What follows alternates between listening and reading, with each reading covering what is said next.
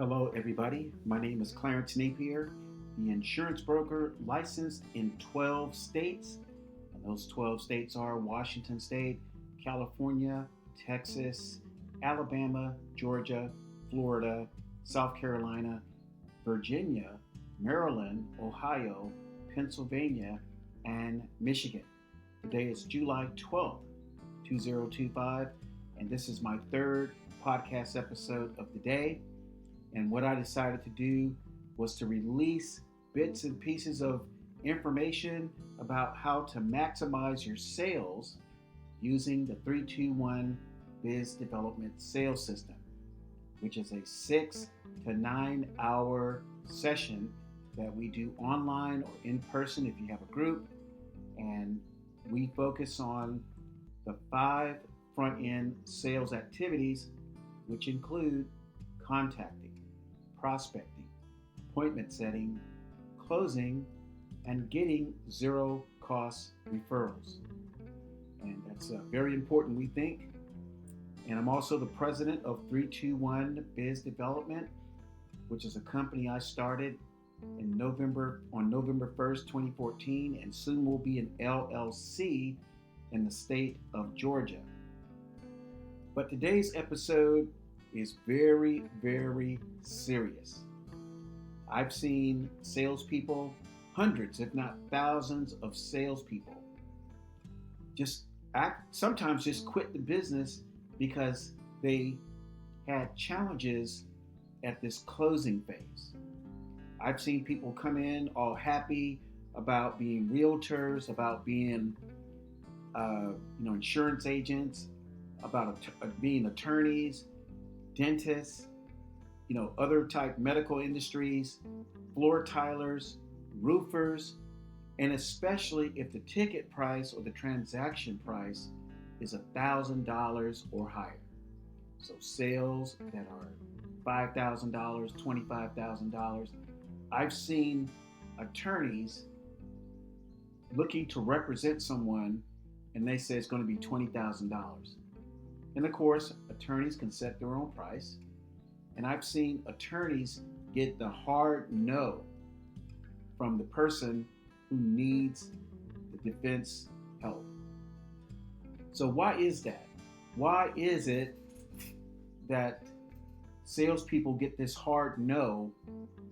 And some business owners and salespeople end up following this advice that came from the 1950s and 1960s. And it's called How to Handle Objections. And how to handle objections comes when the salesperson, business owner, has talked about their product or service, and they get to this point where they have to ask for the business. And the prospect, who the salesperson or business owner is looking to convert into a client, that prospect says no. And 1950s, 1960s style of sales training doesn't work. It's never worked. So that's why I'm saying I've seen hundreds, if not thousands of people come into their industry. I don't care if they needed a license, a degree, a credential, some type of certification like a CPA. I've seen hundreds, if not thousands, get started and meet with people, potential customers, and they get the hard no. So they say, oh, someone trained me, how to handle objections. In other words, how to convert the no to a yes. I'm just telling you folks, that is the worst thing that you can do. To be at that stage where you've spent all this time, and sometimes people have invested this time at the contacting phase, the prospecting stage. You set the appointment, maybe 2 or 3 weeks have went by before you actually get this appointment to meet with this person. And then all hopes are dashed when that prospect says no. And other forms of no are call me next month. Let me ask my spouse. Let me think about it. Those are all no's. Now, I just want to let you know there are three outcomes when it comes to sales. One is yes, two is maybe, and three is no. But often, if you don't have a good sales system, if you haven't taken a sales system class with 321 Biz Development, that maybe is actually more in the no column. So, what is handling objections and where did it come from? Where it came from the sales environment where people used to say, it's a numbers game. They would say, oh, don't worry about it. If you get a no, it's a numbers game. But when you do get a no, use these objection handling techniques. And so what that is that the person has said no, and the salesperson or business owner that was told the lie to use handling objection techniques, they may have a book, and most of the sales books that I saw before, I just totally rejected those things. I learned that I can't be it. And that's why I built my own sales system. They go to the back of the book, and there's a section, like a little tab, and it says how to handle objections. And one of the things it may say, if the person says no, ask them, is it the price? Or what can we do today to finalize the deal? And sometimes the salesperson will say, well, if you buy it today, I can take 25% off the price of the product, but that's only good for today. Please stop that. That is horrible. I've sat across salespeople who did that to me. And when I started the insurance business, I had a bad situation where someone was training that way. They were saying, Clarence, if the person says no about the insurance policy, the life insurance policy, the disability long-term care policy, use these handling objection techniques. And those techniques were trash. And let me dig a little deeper, and then I'm going to end this episode. But you need to call me if you are experiencing a lot of no's in your business, especially if your ticket price is $1,000 and higher.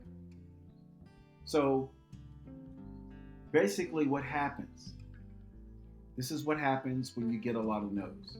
And this is why you should not use objection handling techniques. It's better if the person says no, that you just walk away. So here are the origins of handling objection techniques. And you're not going to hear this anyplace else except from Clarence Napier, the insurance broker, because I have to sit in front of people all the time for insurance needs, Medicare, long-term care, disability, final expense, premium financing, rollovers. So I can tell you right now, it would be totally unprofitable for me to use handling objection techniques. So let me get straight to it. You're sitting with your prospect, and I'm going to give you a small glimpse of the 321 Biz Dev sales system. I can't tell you how you met your person. That's important, how you met them. I can't tell you how you prospected that person. That's important. I don't know how you set the appointment because I wasn't there.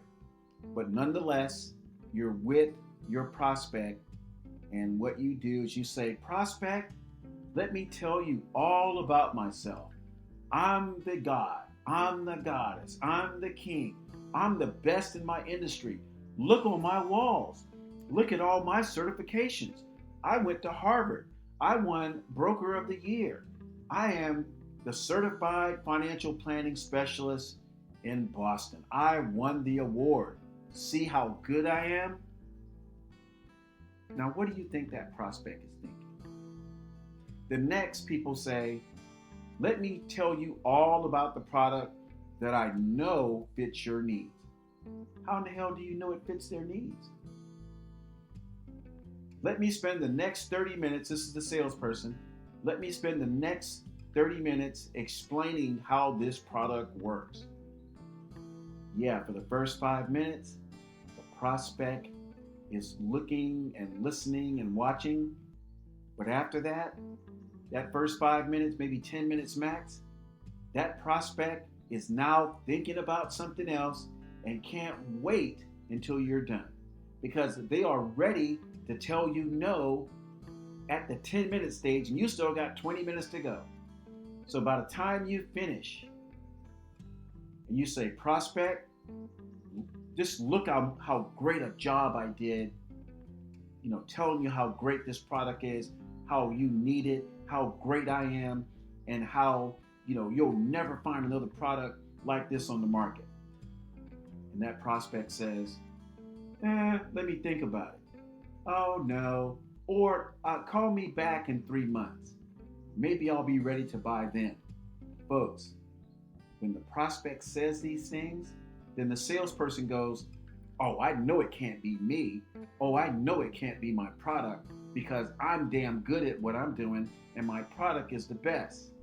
So let me open these objection handling things on this prospect and I'll get them back. So you go through these objection handling techniques and the person says, well, no, let me think about it. No, well, no, I'll wait. And at this point, the salesperson, if there was any way that salesperson was going to get some referrals, that all hopes are dashed. You'll never get a freaking referral from that customer. And when you see that customer grab his or her keys, or if you're in that person's home or business and they get up out of their seat and they start heading toward their door in their house, or they start heading toward their office door that they have closed for the last 30 to 45 minutes, and you should follow them out the door. Because when a person is showing you the door, they're telling you that they don't give a goddamn rip about what you just said for the last 30 to 45 minutes. All they know is that they want you out of their home or office. So what do you do about it? You got to take the 321 BizDev sales system training. It's a 6 to 9 hour training class done in your home or office. Well, not the home, but your office or virtual. And you'll never have to use objection handling techniques again. So in closing, I just want to add, we do have a online networking session. It's 2 sessions per week, or actually 4, Friday and Wednesday, 7:30 a.m. Eastern, 7:30 a.m. Pacific. We'll give you 2 to 3 minutes to talk about your business, and we'll make you look great with some great Adobe Photoshop images with your picture and your logo. And we'll also offer sales tips, kind of like these, but you have to be online networking regular. Anyway, my name is Clarence Napier, the insurance broker. Telephone number 866-901-9876. And if you want to attend the online networking session, drop me an email at clarence@insforsure.com. Take care and make it a great week.